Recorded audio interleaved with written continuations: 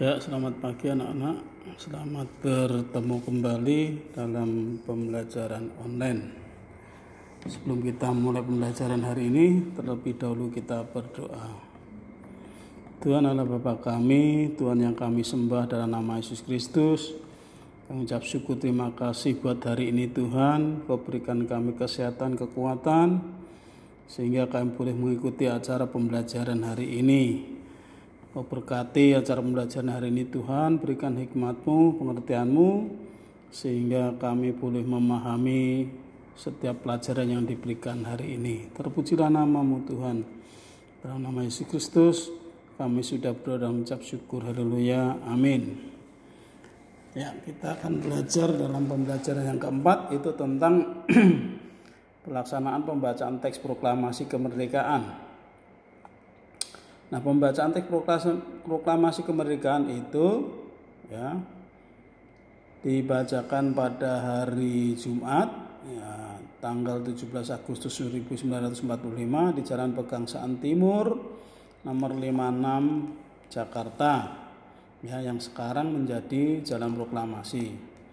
Nah, sejak pagi telah dilakukan persiapan di tempat tersebut, yaitu Rumah Insinyur Soekarno, untuk menyambut proklamasi kemerdekaan Indonesia. Banyak tokoh pergerakan nasional beserta rakyat berkumpul di tempat itu. Mereka ingin menyaksikan pembacaan teks proklamasi kemerdekaan Indonesia. Sesuai kesepakatan yang diambil di Rumah Laksamana Maeda, para tokoh Indonesia menjelang pukul 10.30 waktu Jawa atau zaman Jepang atau 10 WIB telah hadir di Rumah Insinyur Soekarno. Mereka hadir untuk menjadi saksi pembacaan teks proklamasi kemerdekaan bangsa Indonesia. Nah, adapun susunan acara pembacaan teks proklamasi itu ya, yang pertama pembacaan teks proklamasi kemerdekaan Indonesia, terus kemudian pengibaran bendera merah putih, kemudian sambutan Wali Kota Jakarta, Suwiryo dan Dr. Muwardi. Upacara proklamasi kemerdekaan berlangsung tanpa protokol. Latif Hadiningrat memberi aba-aba siap kepada seluruh barisan pemuda. Semua yang hadir berdiri tegak dengan sikap sempurna. Suasana menjadi semakin hening ketika Bung Karno dan Bung Hatta dipersilahkan maju beberapa langkah dari tempatnya semula. Dengan suara yang mantap, Bung Karno dan yang didampingi oleh Bung Hatta membacakan teks proklamasi kemerdekaan Indonesia setelah sebelumnya mengucapkan pidato singkat.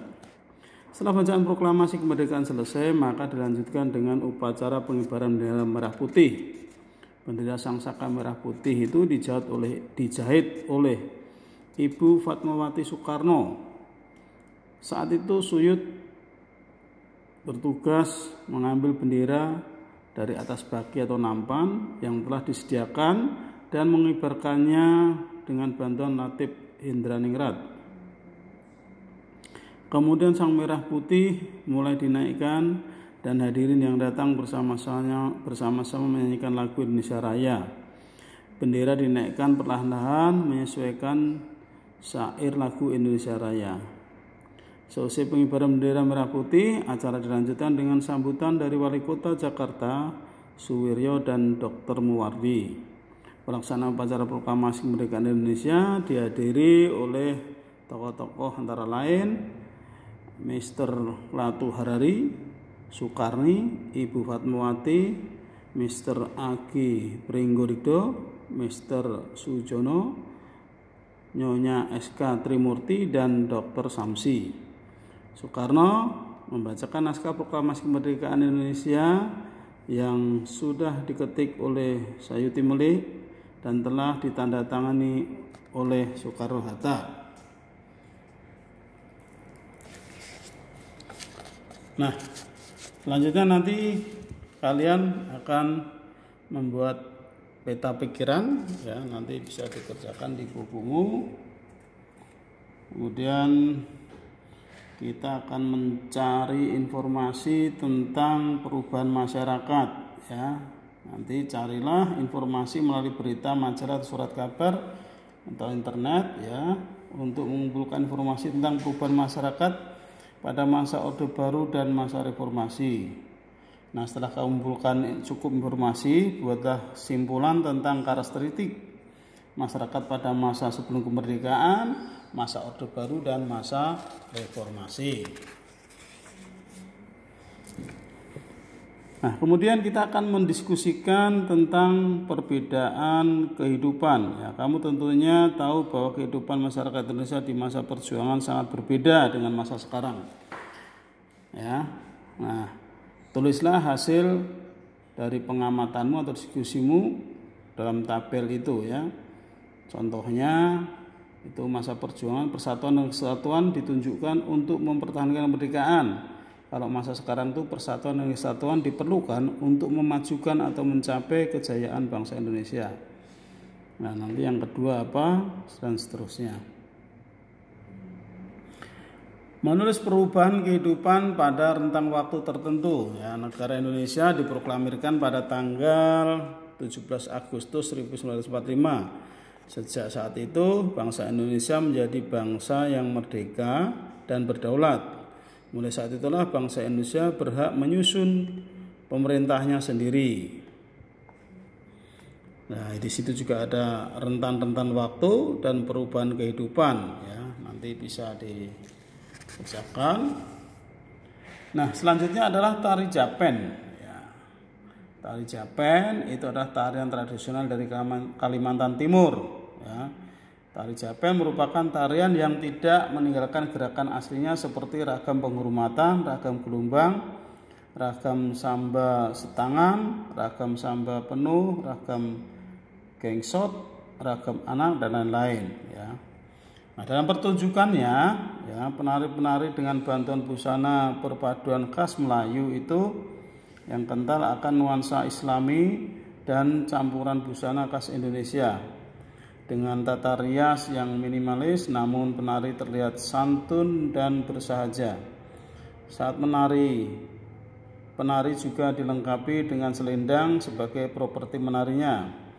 Penari pun menari dengan energik dan penuh dengan keanggunan seiring dengan musik pengiringnya. Dalam pertunjukan, tari Japen diiringi dengan musik tingkilan. Musik tingkilan itu merupakan salah satu seni musik khas Kutai. Dalam musik tingkilan, alat musik yang digunakan itu adalah gambus, ketipung, kendang, dan juga biola. Selain itu juga diiringi dengan nyanyian yang disebut dengan bertingkilan. Bertingkilan berarti bersaut-sautan. Nyanyian ini biasanya dibawakan oleh dua orang penyanyi yang saling bersautan dan menyanyikan syair-syair yang berisi petuah atau pesan moral. Dalam perkembangannya, tarian Japen sering dipertunjukkan dalam festival budaya yang digelar oleh pemerintah daerah Kalimantan Timur sebagai wujud pelestarian kesenian daerah.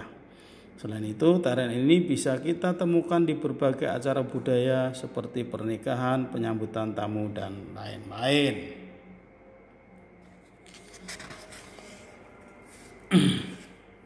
Nah,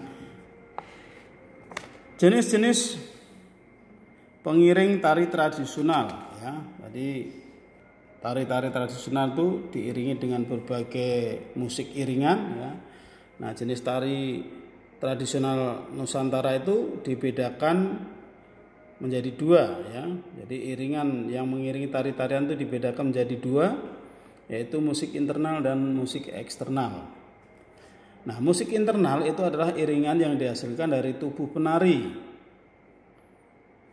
ya, seperti tepuk tangan, centik tangan gitu ya, terus hentakan kaki ya.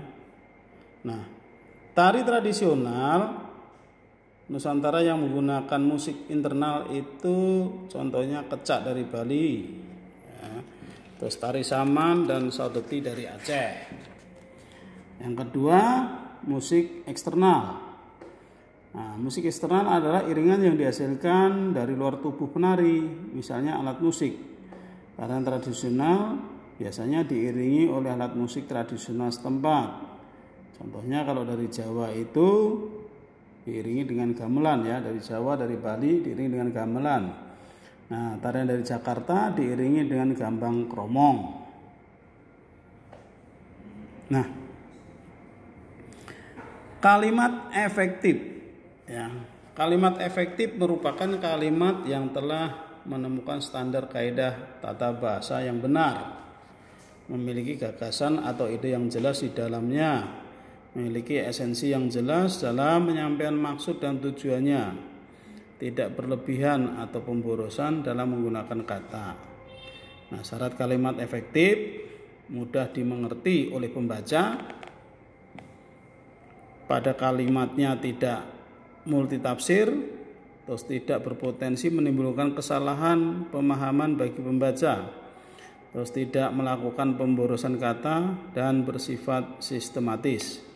Ciri-ciri kalimat efektif: bentuk paralel, struktur yang sepadan, tidak berlebihan dalam menggunakan kata, kecermatan penalaran, gagasan yang padu, bahasa yang logis, ketepatan memilih kata. Nah, di situ ada beberapa contoh kalimat efektif dan tidak efektif. Contohnya, tugas utama seorang guru ialah mengajar, meneladani, dan mendidik. Nah, itu termasuk kalimat efektif. Yang tidak efektifnya, tugas utama seorang guru ialah mengajar, belajar, dan usaha. Kemudian, Ita adalah anak yang suka membantu, sedangkan Rudi adalah anak yang usil. Kalimat tidak efektifnya, Ita adalah anak yang penyayang dan Rudi adalah anak yang jahil, ya, dan seterusnya. Kemudian kata baku, ya. Beberapa hari waktu yang lalu kalian sudah belajar tentang kata baku. Ya, kata baku itu merupakan kata yang digunakan sudah sesuai dengan pedoman atau kaidah bahasa yang sudah ditentukan. Ya, berarti sudah sesuai dengan KBBI atau Kamus Besar Bahasa Indonesia. Nah, kata baku umumnya sering dipakai pada kalimat yang resmi, baik itu dalam suatu tulisan maupun dalam sebuah pengungkapan kata-kata. Nah, ciri-ciri kata baku itu, kata baku tidak dipengaruhi bahasa daerah, kemudian kata baku tidak dipengaruhi bahasa asing, pemakaian imbuhan secara eksplisit, bukan bahasa percakapan, kemudian penggunaan sesuai dengan konteks kalimat, tidak terkontaminasi atau tidak rancu. Kata baku tidak mengandung arti pleonasme dan tidak mengandung hiperkorek.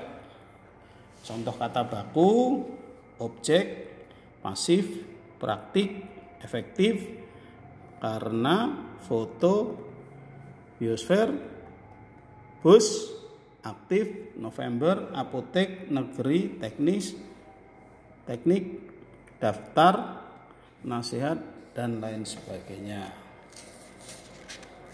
Nah, nanti bisa kalian cari, ya, kata baku di dalam internet ada, ataupun di dalam Kamus Bahasa Indonesia, ya.